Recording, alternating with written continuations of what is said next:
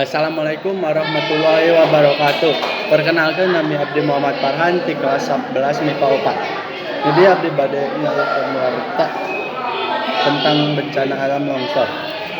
Wilujeng enjing kanggo pamirsa sadayana, sim kuring dina waktos ieu bade ngadugikeun sawatara warta anu kantos kajantenan dina samingon kapengker ieu. Nyaeta ayana bencana alam longsor.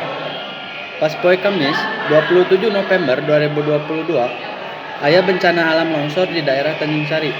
Kajadianna sekitar jam 10 peting. Aya hiji mobil anu beunang longsorna. Aya 2 korban anu ngalaman luka parah. Korban langsung dibawa ke rumah sakit anu deukeut di tempat kajadian. Kajadian bencana alam longsor teh disababkeun ku hujan anu ageng. Sabab cai hujan abus kanu taneuh jeung ngumpul dina bagian dasar lereng. Nepi nimbulkeun gerakan lateral. Rupina sakitu warta anu parantos tiasa didugikeun ku sim kuring kapayuna pamirsa sadayana. Mugi ieu warta janten mangpaat kanggo pamirsa sadayana. Wilujeng tepang deui dina waktos anu kapayun. Hatur nuhun. Wassalamualaikum warahmatullahi wabarakatuh.